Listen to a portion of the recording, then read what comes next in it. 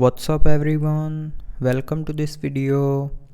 In this video I will show you how to fix the display not working from sleep issue in Galaxy S25 Ultra. So to fix this issue, first of all, force restart your phone. So to force restart, press and hold the volume down key and the main key to force restart. So press both keys for 10 seconds, and when you will see a Samsung logo on the screen, release your fingers. And then after force restarting, your phone will start working properly. But after force restarting, if you're still facing the issue, then enable double tap.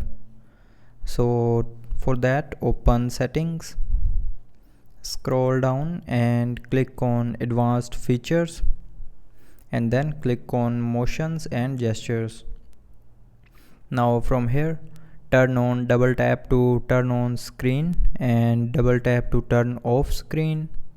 After turning on both buttons, also turn on lift to wake. And after turning on these buttons, the screen will start working properly.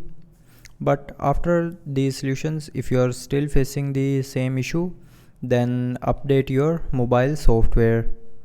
So for that, open settings, scroll down, and here click on software update, and then click on download and install. Now from here, update your mobile software to latest version, and after updating your mobile to latest version, it will fix the small glitches like display not working or any other glitch if you have facing. So after all these solutions, if you are still facing the same issue, then the last solution is factory reset your phone. So for factory data reset, open settings, scroll down and click on general management, and then scroll down and click on reset. Now here, scroll down and click on factory data reset, and then scroll down to the end and click on this reset option. So when you will tap on this reset option, it will reset your phone back to factory default, and it will delete everything from your phone.